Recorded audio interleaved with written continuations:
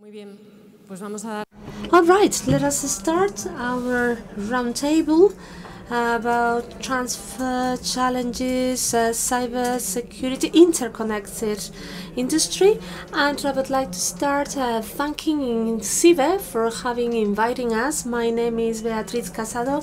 I am the Director of Entrepreneurship and Innovation of ICIL, which is an institute for innovation in the region of León.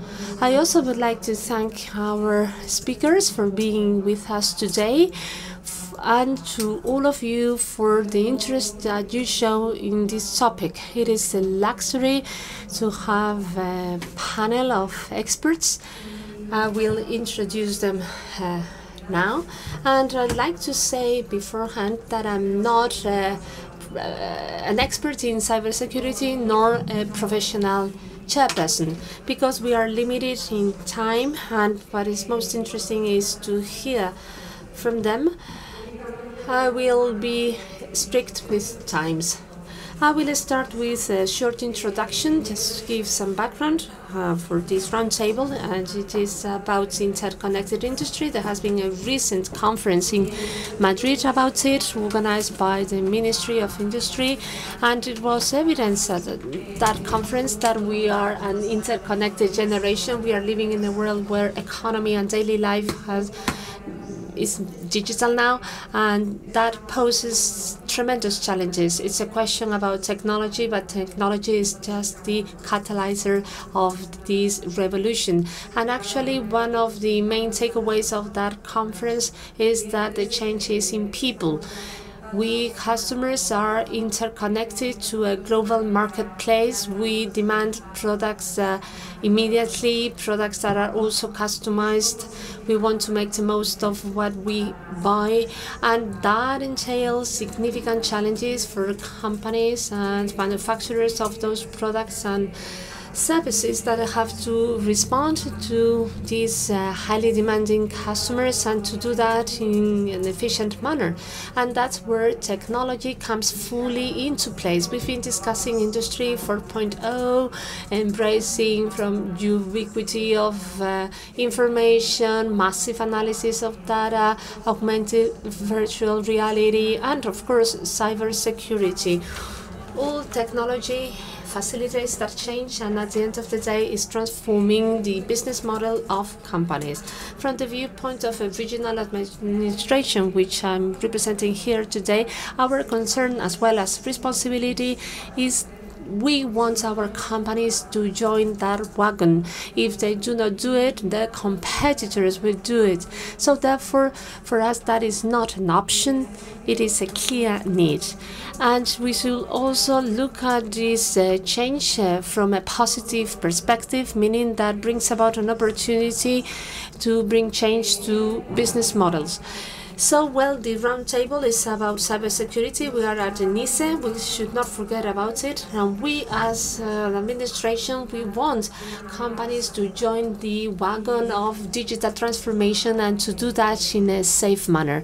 This is what we will hear about from our speakers. I would like to say that because we are in the region of Castilla and León, we, as a regional administration and under the auspices of INCIBE, we see a significant opportunity in developing this sector in our region. We believe that this is a pole, a hub of entrepreneurship and of building and retaining talents. We are participating with INCIBE and the accelerator, but we're also working with other stakeholders. We have a technological park in León where we have cybersecurity companies. We also have a cluster in León and also a university with research groups on cybersecurity, and we also have local authorities that are deeply committed or strongly committed with cybersecurity. We are carrying out several initiatives in terms of cybersecurity, and this is everything for me as a way of introduction, as a brief background. So now I'd like to give the floor to our speakers so that they share with us their vision in terms of how to face up to the challenges of digital transformation. I'd like to give the floor first of all to Oscar Lage Serrano. He is responsible for cybersecurity in Tecnalia, an international technology center. He often works in opinion groups and in panels, and he also a lecturer in several business universities, and he is also an expert in blockchain. So thank you very much, Beatriz. It is a pleasure to be here with you once more, one more year. Last year we were talking about some issues also related to our industry.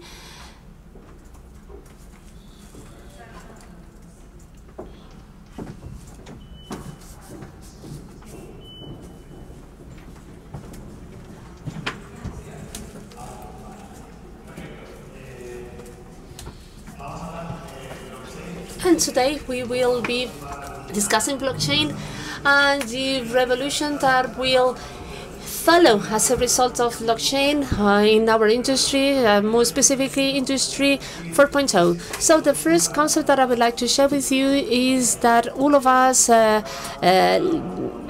going to Industry 4.0, we talked about distributed manufacturing, autonomous robots, co-working with robots. We discussed all that yesterday, but there are a number of ingredients that are still missing for this to become a reality, so that these all changes from being pilot projects or proofs of concepts up until they are fully deployed. The question is, are we ready for all that? Are we ready for all these positives? And well, the first contribution is reliability about industrial data. There are lots of manual processes in place about industrial processes. The thing is that the problem is that we just don't have those data. The problem is that we do not rely on those data. We are all aware of industrial protocols and their low level of authentication, robustness, etc. Second question is sovereignty of industrial data. For many of the cases that we discussed before, we need to share information even with our competitors or the whole chain of supply. So it is still very important to ensure sovereignty of data, more specifically industrial data. And last, we have another barrier, and just because we have not reached there, is the scalability. Scalability because of the Internet of the Things. We've been saying this for some time now. Now we are in cloud, and the next step is decentralized architecture. This is the only way to have trillions of devices communicating between themselves without having this central node also a bottleneck. Is blockchain as technology a response? Well, we are all aware of what blockchain is about, and still I would like to refer to over 4 features of blockchain, which is just a cybersecurity architecture at the end of the day. It offers non-rejection of transaction. It is a tamper-resistant software. It delivers high availability, decentralized architecture, and robust authentication. It is very important to be aware of the following. Blockchain by design does not deliver confidentiality. Some people are being mistaken about blockchain when they believe that blockchain offers confidentiality. But blockchain is the solution to all these problems. Well, there are a number of challenges yet to be overcome. Tecnalia, as the largest private research center in Spain and one of the largest in Europe, we have launched the first industrial blockchain lab in Europe. We have a smart grid that has been implemented where we can experiment with blockchain, also smart buildings, autonomous buildings. And within the blockchain lab, as we refer to it, companies, well, we want to bring blockchain to companies and to make it democratic. Companies can access and use versions of blockchain that are not yet public. Together with the BBA, we are the only Spanish corporation that are members of the two major world alliances, and through us you can also reach Alastria. Alastria is the state multi-state network. And other than having our own platforms that help resolve issues such as traceability or, for instance, electronic voting, so you see here the wide range of platforms we are working on, we want to provide these platforms to companies so that companies operate these platforms, but in fully industrialized domains. And in traceability, there are a number of challenges to be yet resolved up until blockchain is being fully deployed, and that's what we are researching on. We really want to shift from 10 to 12 operations per second offered by some blockchains by design to hundreds of thousands of operations per second. We want to create graphs, and we just don't want to group operations by blocks. Okay, we want to have a blockless layer. We are also resolving cryptographic challenges, low-cost computational cryptography, primarily for IoT, different algorithms for IoT, and as well as sovereignty of industrial data. Even if there are mechanisms in place or channels, for instance, in hyperlayer, that are delivering a certain degree of confidentiality, we are working on improving all that through attribute-based encryption, etc. And then also other challenges associated with blockchain and its architecture. Thank you very much. Thank you very much, Oscar.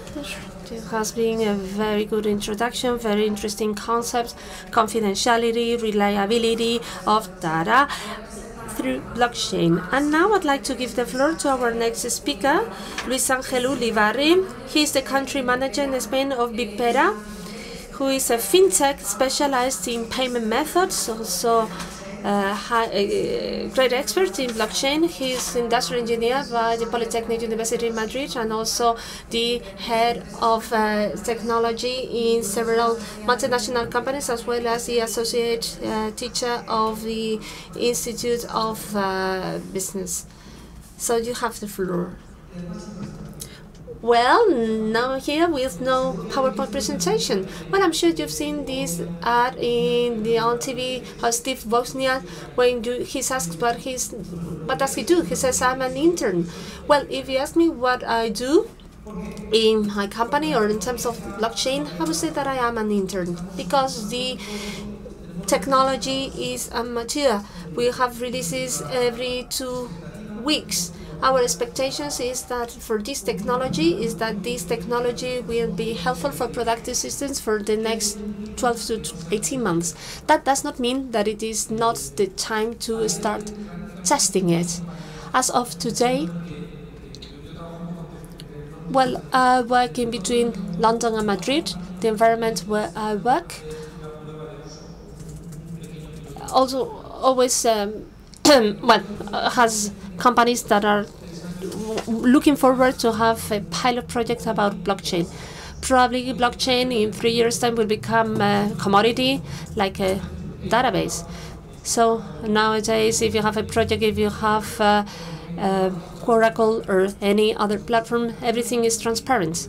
Our expectations, well, you are a better expert than myself, but our expectations is that the technologies such as blockchain, those of distributed book, we believe that soon will become technology commodities. Will blockchain technology resolve all our problems? No, that will not be the case. Blockchain technology, though, will help us resolve reliability problems, interfaces, issues between system, integrity of information, problems regarding distributed rules of business.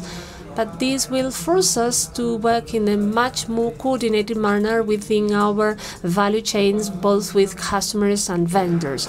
Therefore, we expect that the deployment of blockchain technology will come hand in hand with a renegotiation of the value chains and the services that we offer to our customers. Great paradigms that we have on the table now are the chains of vendors. So merge logistic with IBM, this is a paradigmatic merger where we have this merger which have changed very many things. Well, but there are very many other clients for which blockchain technology is not needed. Blockchain hype is a flow diagram. So you may wonder whether blockchain is for you or not. Well, this is a flow chart, public access, that tells us before you use blockchain, you have to follow a number of rules of business. Do I need a database? Yes. Do I have n number of players in my chain? Yes or no? Do I have business rules that will help me trigger events depending on the behavior in terms of devices, contracts, systems, yes or no? If you answer no to many of those answers, you don't need blockchain. But if the answer is yes, I suggest you try it. That's not a complicated technology, not at all. The technology entry barrier is much lower than you may expect. Blockchain technology is the summation of 3 technologies that are highly mature and that are available in the market. So probably blockchain will be available soon by vendors. So if you require integration between several players, if you need rules of confidence between players with opposing differences, and if you want tested auditing, well, I suggest you take a look at blockchain, and well, next year I'll see you back in here. You tell me how it's been for you. Thank you.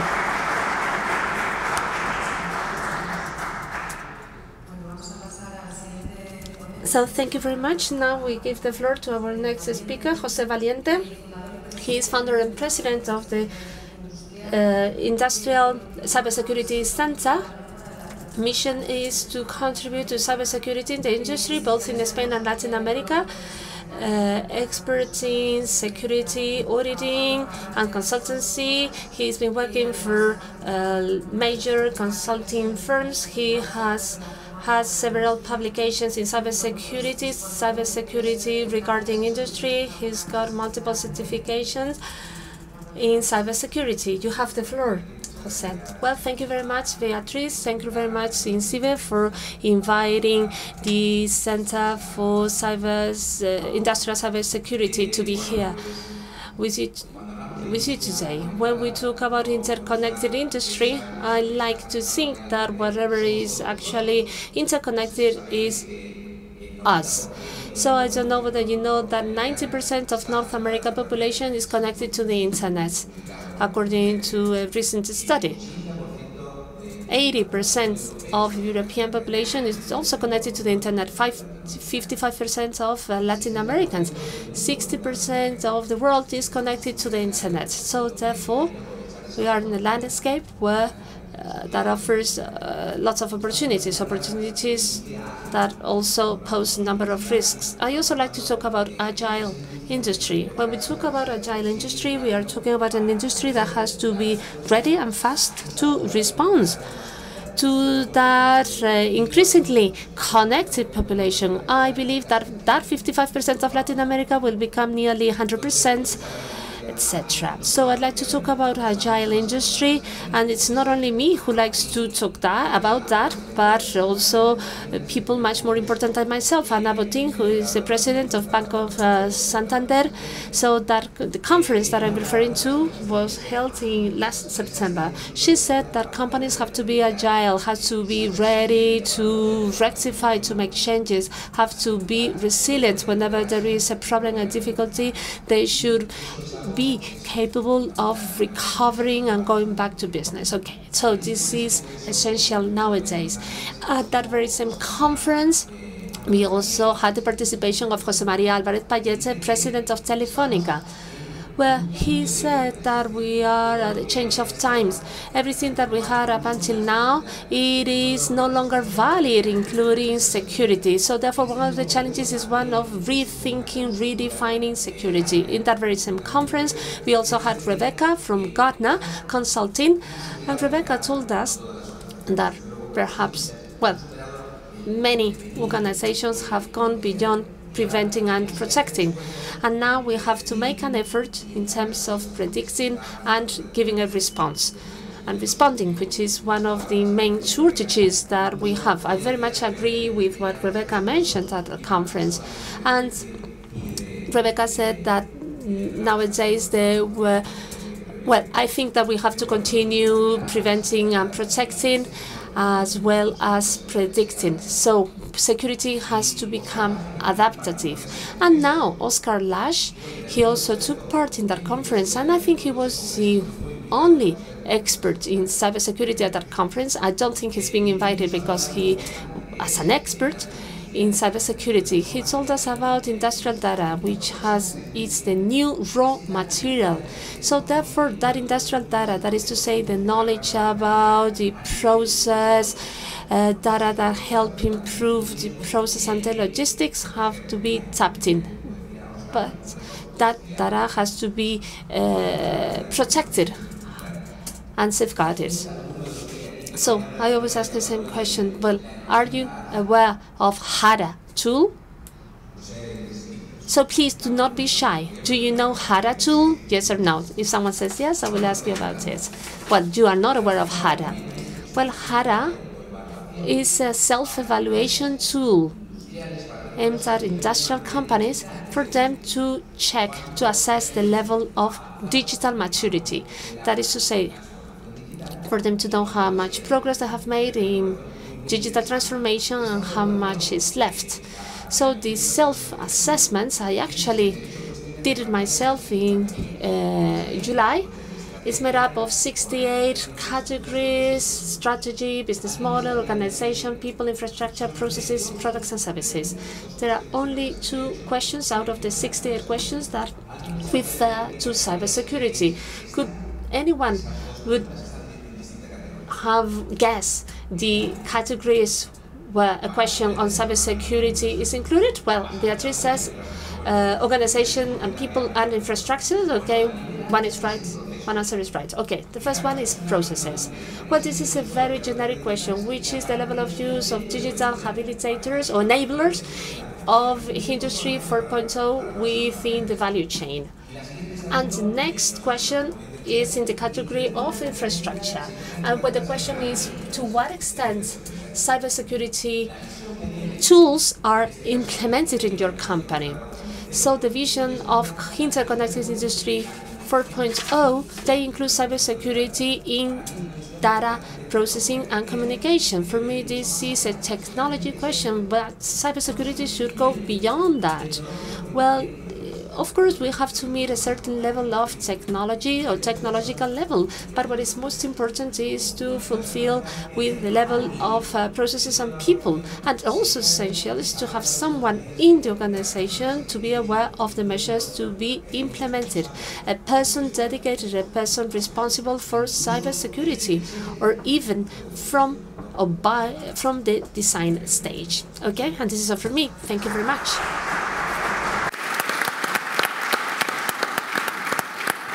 La verdad que os estáis ciñendo.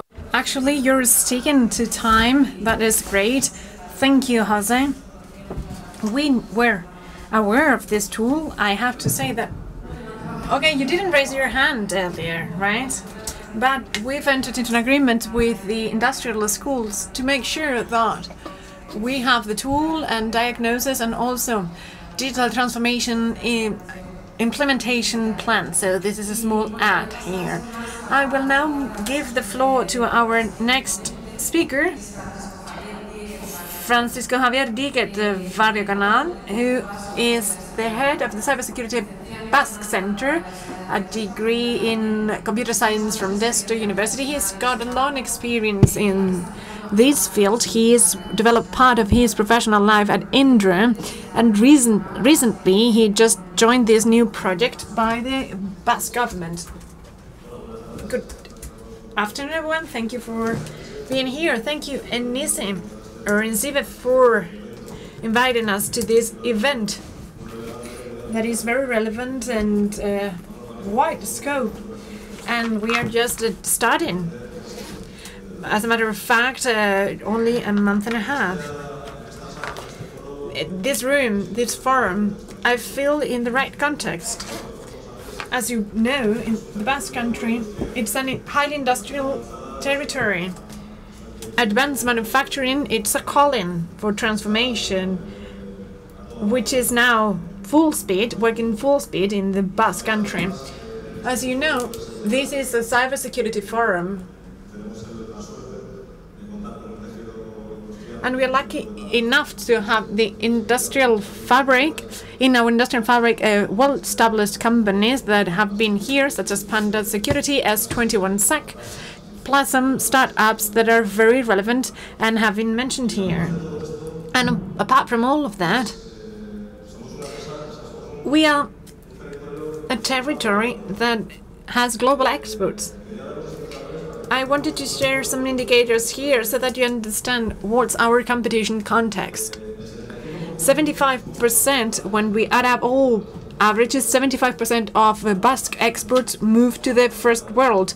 So these are markets with very strict demanding regulations, highly competitive companies, very attractive markets where everyone competes, where you need to tell yourself apart from everyone else. So this is a reality. Things have changed. As our colleague said earlier today, the relations between companies and people towards companies, it's all changed. Scenarios change, relations have changed, and risks are different as well. This will become an evolutionary need. It's much more than technology. As Jose said, it's much more than that. Cybersecurity needs to become an enabling element, something which naturally is embedded as part of process specification and as part of the habits of those people who conduct industrial activities. As I said, for us, in the Basque country, cybersecurity is a competitiveness element, is a way to tell ourselves apart, and is a way to have jobs created in the industry in the mid-term. So it's high-quality employment. And based on this context and the exporting industrial nature of our territory and our cybersecurity technological environment in the area, we had the government align all the strategies, and so the center was created as part of the Basque Business Development Agency. And that's no coincidence, because as I said before, this is all about competitiveness and telling yourself apart and business survival. All strategies come in line and are different in nature. Some are a bit more techy, such as PCTI, and others not so much, as the Basque industry or RIS3. So, our Basque Cybersecurity Center works in different fields. We have a role as third, but limited. We are a small team. Because of the size of the territory, not much more is needed. But we will be working in so many other things. We want to articulate all initiatives, R&D, entrepreneurship, which is another topic discussed here. Actually, that's what it's named after. And we want to help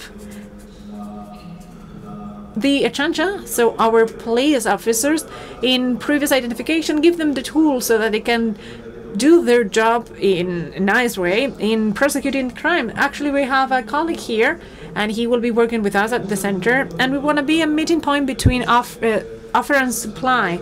We want cybersecurity companies to help companies of different nature to first protect themselves, and then to develop products and services that are different in other markets, and then training. Naturally, we will be needing professionals, and we need to be in line with the whole university, academic, and vocational training apparatus. There's actually an ongoing program, and we want to be the coordinating point for all those initiatives so they are in line and that they serve a single purpose. Two action principles would be not to attack the industry. We don't want to hurt, we don't want to offer services that the private company can offer, and also articulate all these initiatives in the field. These are two principles that we will never break. As for the nature of the initiative, well, it is fully cross-sectional according to the government. We have 4 governmental departments in line, and it involves 4 agents from the research network, one of which is Tecnalia.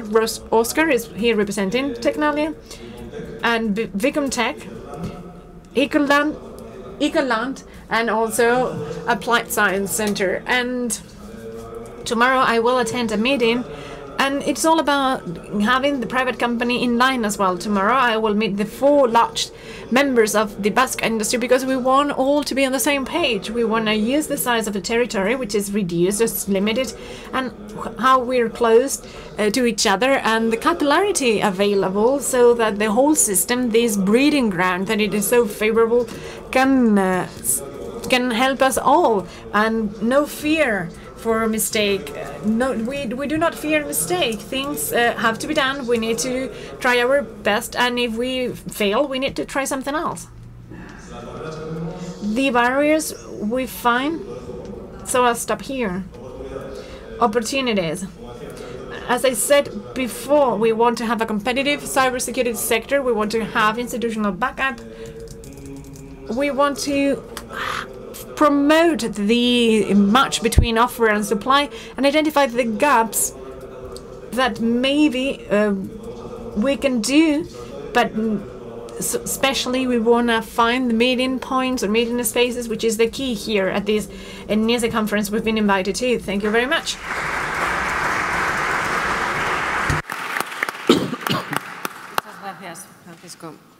Thank you, Francisco. We will move to the next speaker, and that is Alfonso López-Escobar Beatriz. Alfonso is coming from Metropolitana Company, water company in Seville. He's got a degree in information security by the University of Seville. He is responsible for logic security at his company, and he's got an extensive experience in IT/OT networks.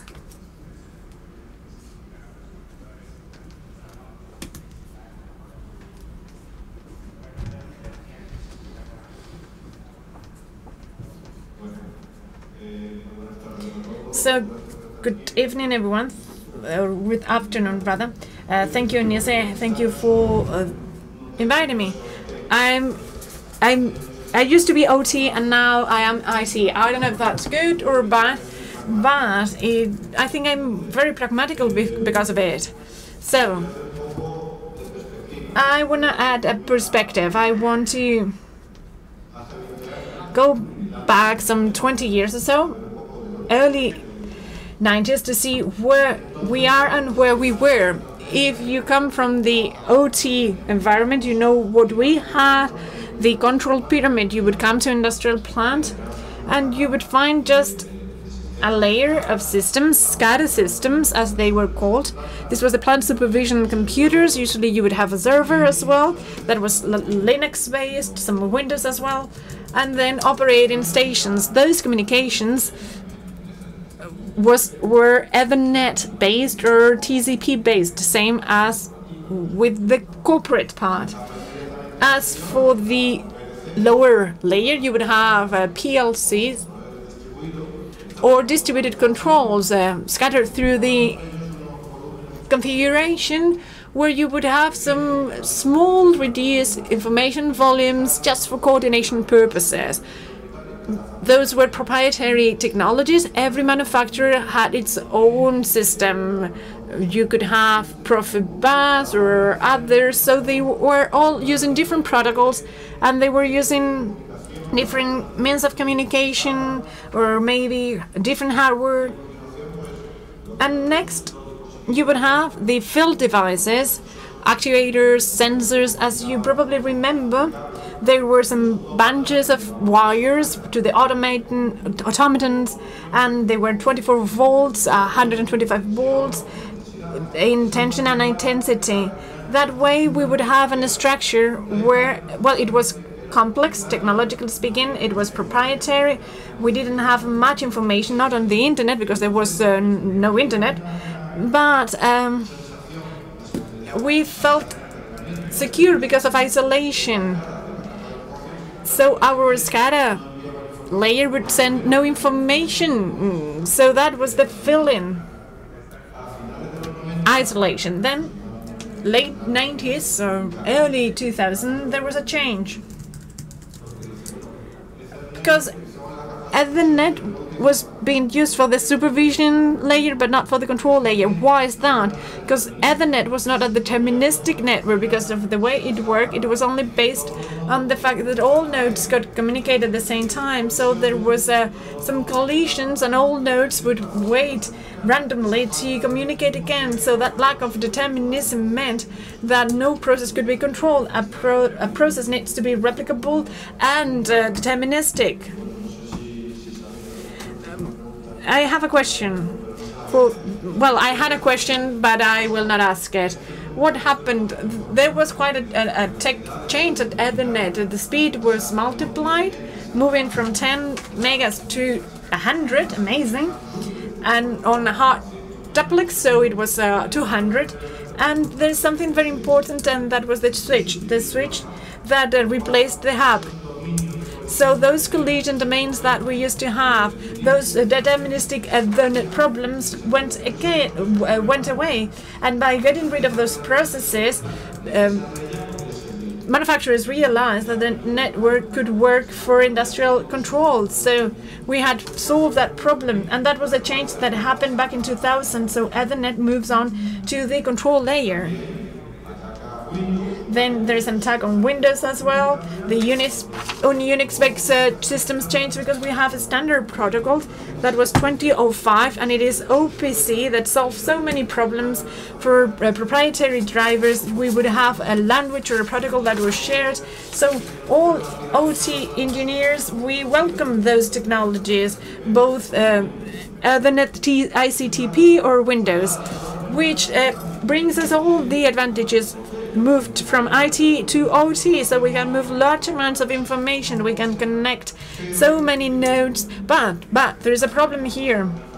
We see all the threats from the IT field move to the OT field, and so this is an infrastructure that was being built by engineers for control, and the priority was for it to work and work real time. We did not have a different priority, making it secure, not at all. So in the end, technologies converged. That's the problem. They had to. Manufacturers found the niche. They would produce cheaper products. We would buy them. So these were standard technologies we knew about. Same you would have at the office. You would have it out in the field. So no proprietary network, etc. That was no problem. The Industry 4.0 gives us so many opportunities by using those standard technologies. But what about people? That's the main challenge I find when we talk about Industry 4.0. I think this is still 3.5 so far.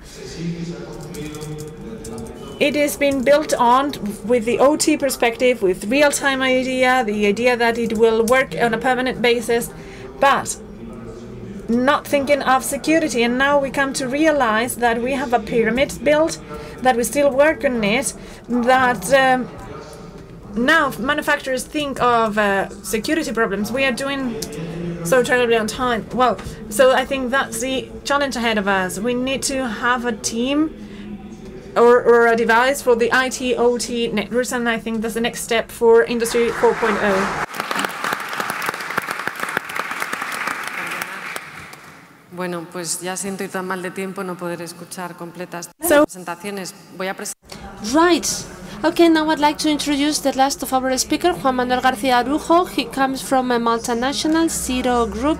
He is the head of IT security. He is a telecommunication engineer. He's been working in development and management of technology projects based on new technologies as well as in cybersecurity.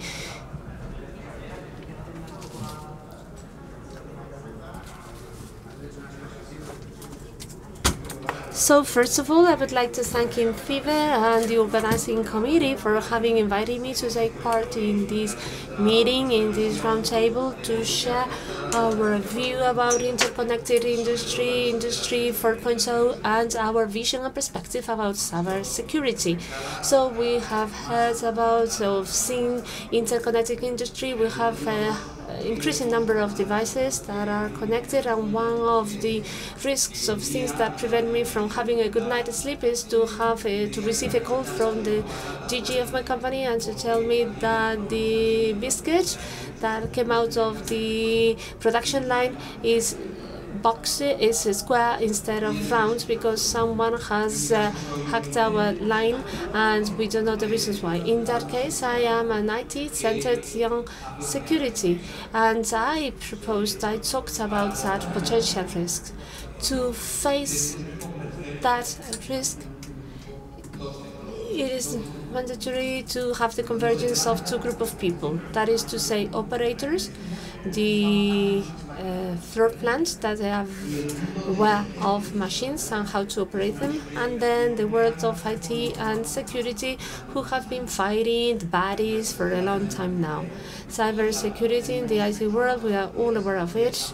We've been discussing it long these days. It is highly advanced, not sufficiently advanced, but highly advanced. And in the world of OT, that situation is much more scarce. So now we need to transfer what we know about IT to the world of OT, so that we don't get a square biscuit anymore. Transfer this knowledge is essential. When it comes to talking about digital transformation, it's not a question of digitalization because of the sake of it. We have to answer 4 questions. What do I need to digitalize, which is the process of the company, both in OT and IT? Would be of benefit to me? Would I benefit from it? How am I going to do it? What for? And how much would that be? And what would be the return on it, the profit that I can make on it? At the end of the day, security is a problem in the industry. Money, how much it is to have a secure system, how much it is to replace an old network with a new network, how much it is to have secure IPs for an area that I want to control. That's a big problem because security is not always cheap. And the only way that we are seeing to do that is to offering IT services and knowledge to OT. So that transfer, that approach from IT to OT seems to be working well. Often people in maintenance positions are reluctant to have others telling them things, but in this case they are receptive. Okay, therefore this helps me have a better night's sleep, and then to prevent or ensure that we will not get square cookies anymore. And that's our view, that's our perspective. Thank you very much. Thank you very much. So many topics have been raised. So we have broad perspective from all our speakers, enablers, experts. So we would like to have more time to take more questions. But now I would like to refer to the claimed motto of ENISE this year, transfer. We live in a region, or rather in a company of SMEs and micro SMEs. To take all these to the world of businesses, I share what Jose Manuel said. It's not a question of digitalizing because of the sake of doing it. It's a question of changing the business model, changing the strategy, and to making those investments profitable.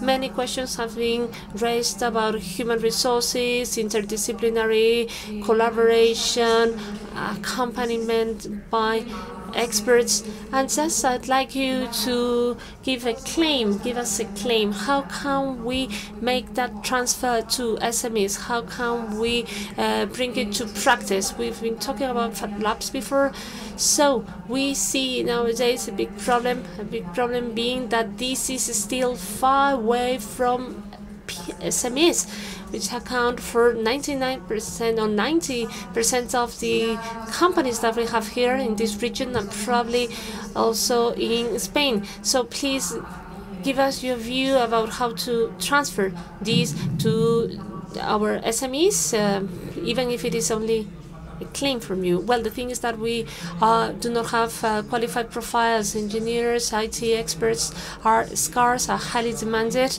If they have the opportunity to be hired in Madrid or London or New York, they just leave. So we have a problem in terms of retaining our talent. So we need to package security issues and to offer more simple training, and also to make undergraduate and postgraduate studies more easier to follow, so to speak. So I see 3 pillars pinpointing or underpinning cybersecurity: technology, procedures, auditing, control, and awareness raising, training people. Probably the cheapest to reach and the most impactful one is awareness raising. If your user is well aware, is well trained, he knows that he should not double click on attachments. That would be the first pillar for that micro SME who doesn't have a dedicated person to security, will become more secure and protected. Well, I think it is a question of cost benefit, bringing digital transformation to companies and more specifically to SMEs. So what we have to be aware is the cost of it and the benefit of it. And this is about considering business cases and streamlining and disseminating those business cases arranged by sectors. Very much agree with Alfonso said. Well, this has to be done in sectors and that will help us reach out to companies. And then also we should not forget human resources, and to achieve that we have to go to the bases, to the origin centers of training, university, to convince the future professionals dealing with security, to tell them that cybersecurity is a good, fun field of to work on. And that's the pathway to follow. So that's the direction we are trying to follow now. Well, from public administrations, we have to lead the dynamizing of these initiatives. We have to focus on people not only as professionals, but also as future. So all those habits of that digital culture and good practices of in the use of social media, all this that is learned at school. When that teenager becomes a professional, we'll apply all that to his workplace. We, public administration, have to pay more attention to those early stages of usability or use. And then regarding how to transfer all that to SMEs. In Euskadi, well, 95% of our companies are SMEs, industrial and manufacturing ones. We are aware of the economic resources, often not very strong, so we have to give them the infrastructure that would allow them to develop themselves and to grow. There are initiatives in place that were European initiatives like digital innovation hubs. We are working on us. We want to deliver that to our companies so that they can escalate themselves, and the project Tecnalia is one of our partners in that, and we have to help them overcome those barriers so that they can survive, develop themselves and become competitive. Well, perhaps that is easier to do that from Tecnalia because this is kind of our field of expertise, technology transfer, giving momentum and driving companies forward, focusing primarily on startups and SMEs.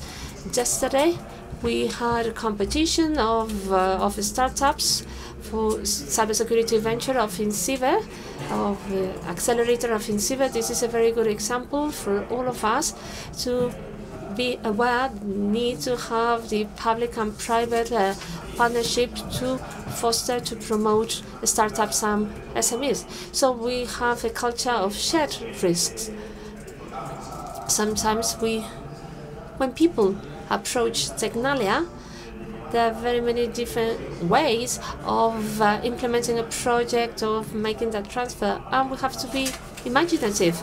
That should be part of our DNA. we want to be imaginative and creative in terms of transferring that knowledge, and we have to be daring and co-invest and assume risks. Well, we have stick to times allocated to us. I very much agree with everything that you said, and I would like to stick to the last word that you mentioned: collaboration, partnership, public and private collaboration of all the stakeholders or the players of this ecosystem. This is the topic of Digital Innovation Hub, which is also in line with the smart specialization in Europe. Okay, would like to finish here. I would like to deeply thank our speakers for being here, for sharing their thoughts and ideas with us. And this is all from me. As I say, I reiterate my thanks also to the audience for being here.